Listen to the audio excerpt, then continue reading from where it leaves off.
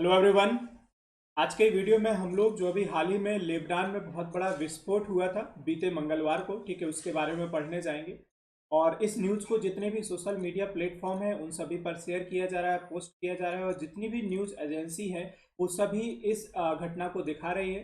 तो ये जो घटना थी बीते मंगलवार यानी कि 4 अगस्त 2020 को घटी, जिसमें लेबनान की कैपिटल राजधानी बेरूत पर एक बहुत बड़ा विस्फोट हुआ, जिसमें लगभग अभी तक 150 से ज़्यादा लोगों की जान जा चुकी है। और इसमें सैकड़ों लोग हैं जो गायब हैं, उनको ढूंढने का प्रयास किया जा रहा है। और लगभग 4,000 से ज़्यादा लोग ऐसे हैं जिनको इसमें क्षति पहुंची है, ठीक है। तो उनको हॉस्पिटल में भर्ती किया गया है। अब इस विस्फोट के क्या कारण थे, इन सभी चीज़ों पर हम लोग बहुत डिटेल में जानेंगे। ये कुछ दो इमेजेस हैं, एक है बिफोर एक्सप्लोजन और एक है आफ्टर एक्सप्लोजन।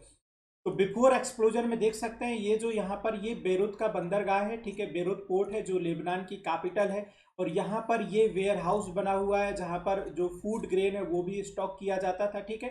और ये उसके आसपास का जो एरिया है, ठीक है। अब देख सकते हैं आप, ये पूरी तरीके से तहस नहस हो चुका है, सब कुछ खत्म हो चुका है। और ये विस्फोट अपने आप में इतना बड़ा था कि इसका जो एहसास है वो लगभग 240 किलोमीटर तक किया जा सका है, ठीक है। तो अब जो लेबनान पहले से ही बहुत बड़े आर्थिक दंगों से, ठीक है, उसमें जो सिविल वॉर चल रहे थे और जो आर्थिक इसमें मंदी चल रही थी उससे जूझ रहा था, कोरोना का प्रभाव और उसके बाद अब ये विस्फोट। तो इन सभी परिस्थितियों ने लेबनान को एक बहुत ही बुरी स्थिति में ला करके खड़ा कर दिया है। इस विस्फोट के आसपास आप देख सकते हैं बहुत बड़ा एक स्टॉक हाउस था जहां पर ग्रेन स्टॉक किया गया था लेबनान का पूरा। तो ये पूरा का पूरा जो ग्रेन स्टॉक था ये भी खत्म हो चुका है, अब डिस्ट्रॉयड हो चुका है। तो लेबनान के अभी हाल ही में एक मिनिस्टर का स्टेटमेंट भी आया है कि अब लगभग देश के पास कम से कम 1 महीने या फिर उससे हाफ मंथ का ही हमारे पास फूड ग्रेन स्टॉक पड़ा हुआ है। यानी कि आगे आने वाले समय में लेबनान की जो मुसीबत है वो रुकने वाली नहीं है। और ये जो नुकसान है इतना बड़ा है, इससे उबरने के लिए लेबनान को कई साल लग जाएंगे और हो सकता है लेबनान को दूसरे देशों से आर्थिक मदद या सहायता भी लेनी पड़े, ठीक है। अब बाकी सभी चीज़ों के हम लोग डिटेल में जाते हैं। तो ये कुछ इमेज लिए हुए हैं, इन इमेजेस को आप देख सकते हैं।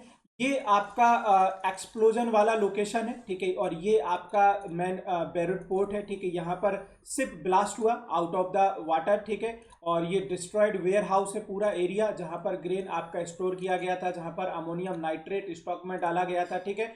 और ये यहाँ पर का आपका डिस्ट्रॉयड ग्रेन सिलॉस है जहाँ पर आपके जो धान्यागार थे बनाए गए थे, जहाँ पर पूरे जो शिप के माध्यम से जितना भी ग्रेन स्टॉक आता था यहाँ पर उसको स्टॉक किया जाता था और उसके बाद शहरों को सप्लाई की जाती थी। ये लगभग पूरा का पूरा खत्म हो चुका है, जिससे अब बहुत बड़ी एक आर्थिक मंदी आने की यहाँ पर चांसेस है कि हो सकता है कि फूड सप्लाई ना होने से लोगों में भूखमरी जैसी कंडीशन पैदा हो जाए, क्योंकि अब जितना भी ये स्टॉक था वो पूरा का पूरा खत्म हो चुका है।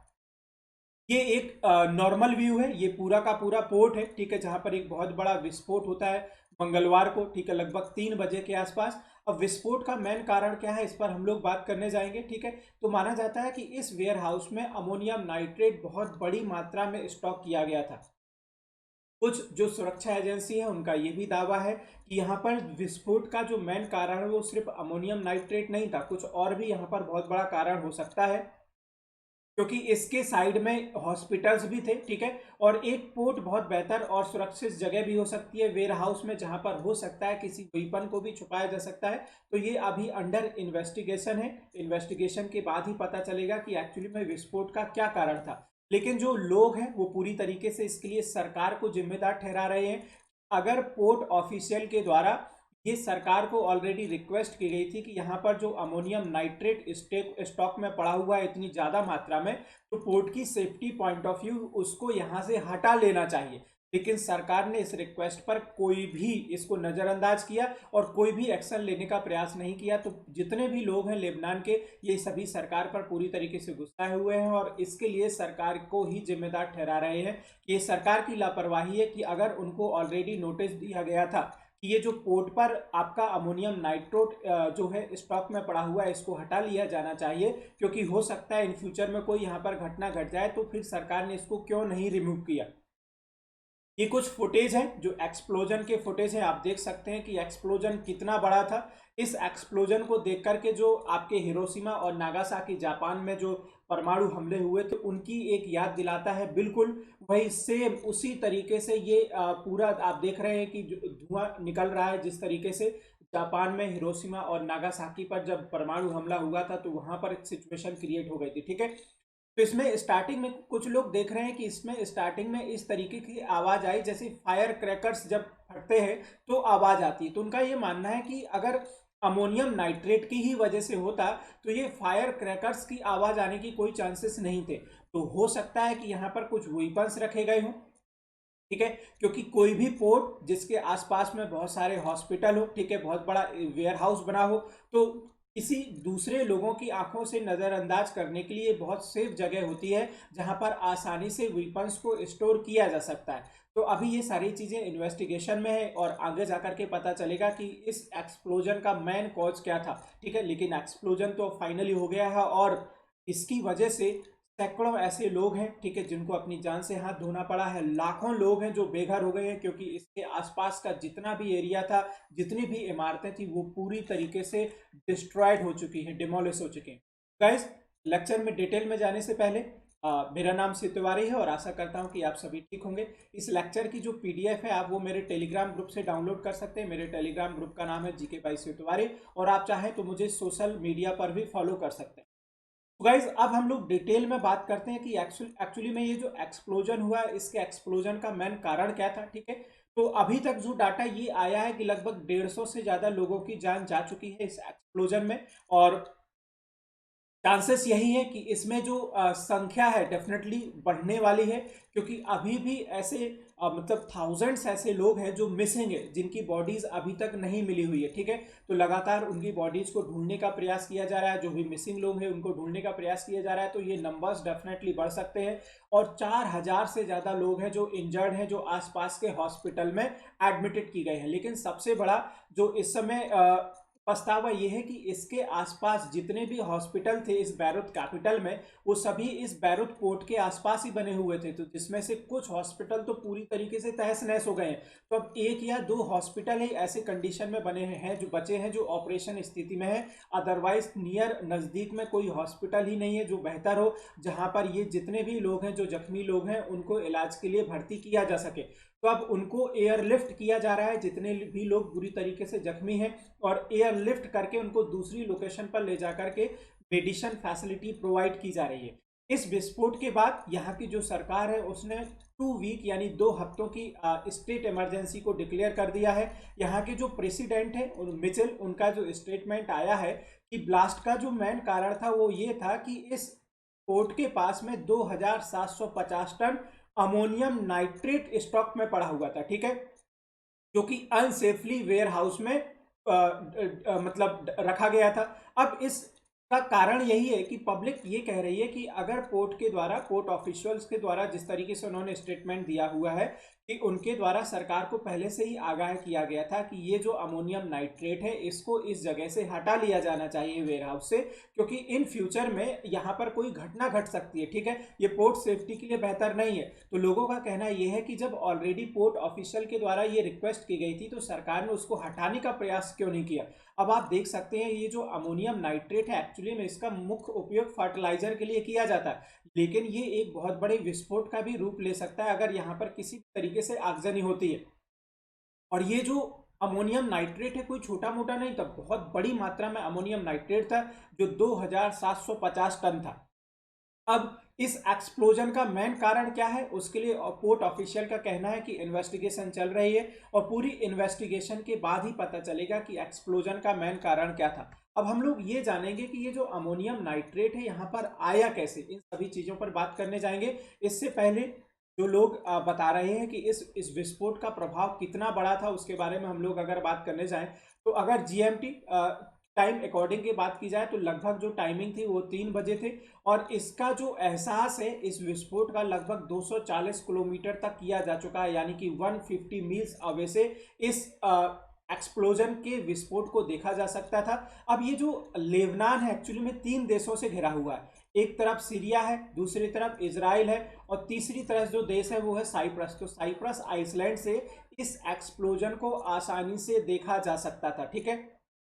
इसके पास में जो सेंट जॉर्ज हॉस्पिटल था, ठीक है, वो पूरी तरीके से एक्सप्लोजन में खत्म हो चुका है, डैमेज हो चुका है। जो वहाँ का जितना भी स्टाफ था, माना जा रहा है कि उन सभी की मौत हो गई है। तो डेफिनेटली वहाँ पर जो पेशेंट भी रहे होंगे उनकी भी सभी की डेथ हो गई होगी, ठीक है। तो आसपास जितने भी इसके हॉस्पिटल थे, जो भी मेडिकल सेंटर थे, वो सभी पूरी तरीके से खत्म हो चुके हैं। इसी वजह से जो जख्मी लोग थे उनको तुरंत मेडिकल सप्लाई भी नहीं प्रोवाइड की जा सकी, क्योंकि आसपास के अगर हॉस्पिटल ही खत्म हो जाएंगे तो उनको मेडिकल एड कौन देगा। तो ये जितने भी जख्मी लोग थे इनको एयरलिफ्ट किया गया और दूसरी जगह पर इनको शिफ्ट किया जा चुका है, ठीक है।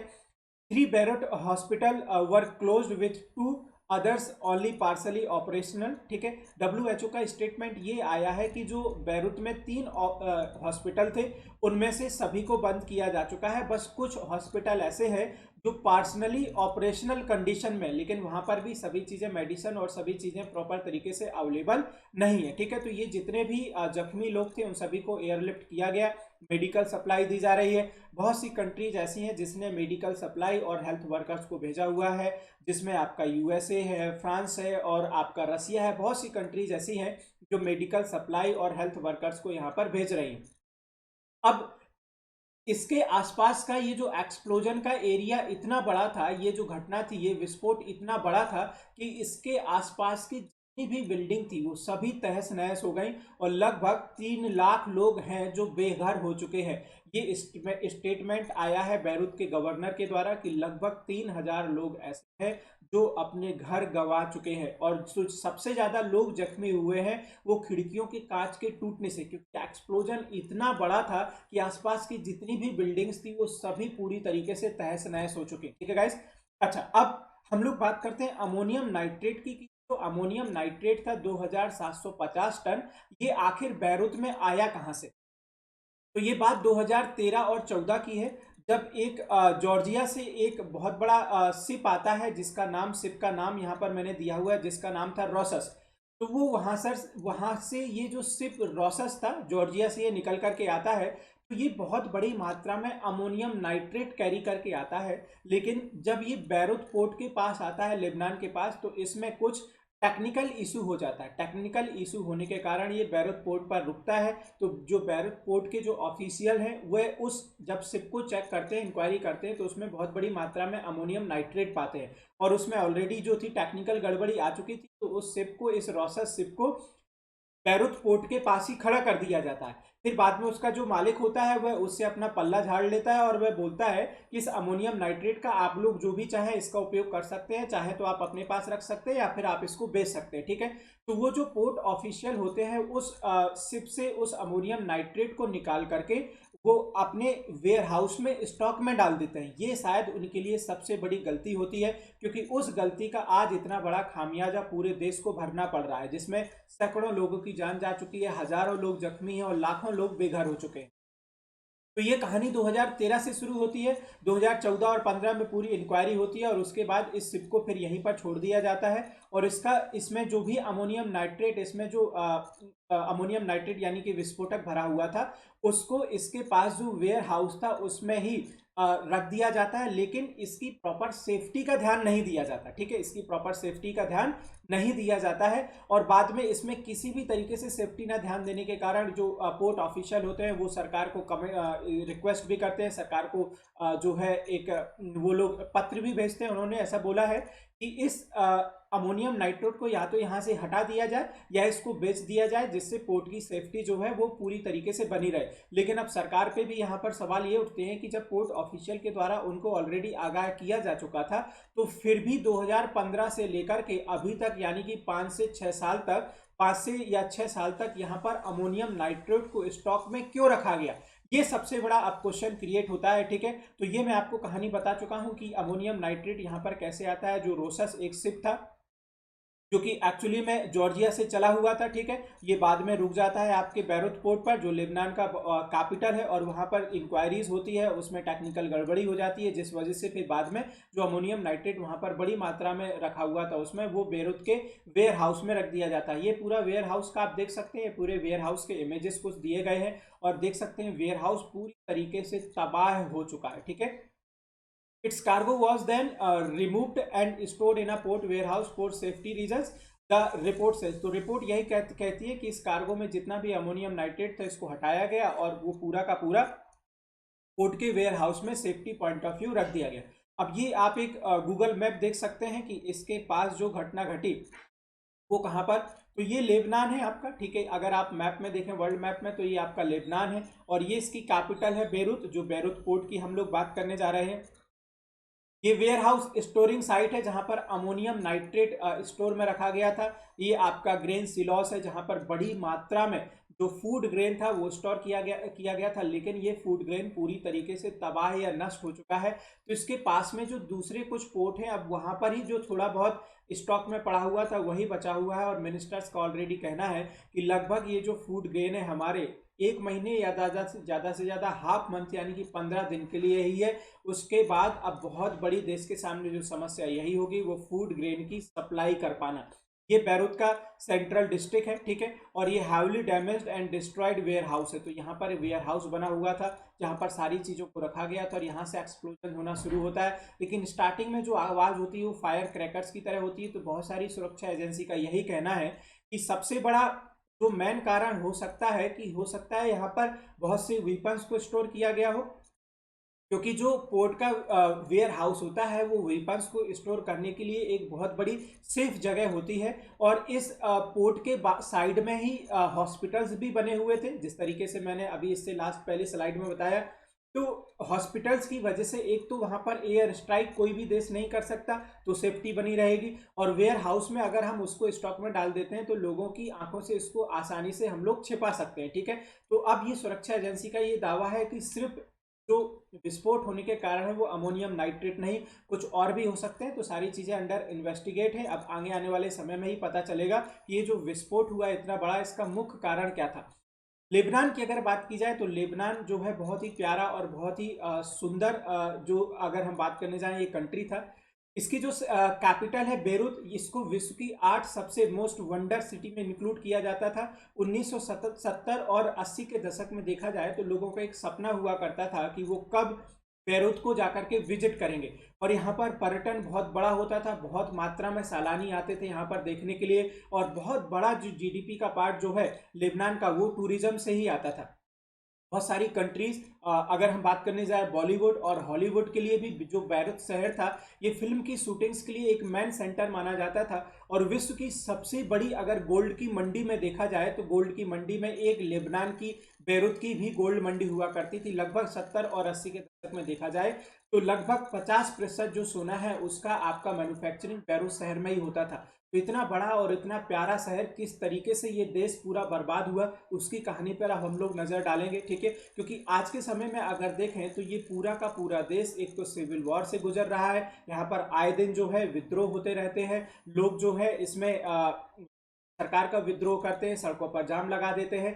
और दूसरी बात यह है कि यहाँ पर महंगाई अपनी चरम सीमा पर है। जो लेबनान की करेंसी है वो बहुत वीकर हो चुकी है पाउंड की कंपेयर में। एक समय ऐसा था जो लेबनान की करेंसी थी वो पाउंड के कंपेयर में बहुत स्ट्रांग हुआ करती थी, लेकिन ये देश लगातार आर्थिक मंदी, सिविल वॉर और जितने भी ये विद्रोह है इनसे गुजर रहा है। और अब उसके बाद ये एक्सप्लोजन जिसने इस चीज़ में और बिल्कुल मतलब ये कह सकते हैं कि इसकी परेशानियों को और ज़्यादा बढ़ा दिया है, ठीक है।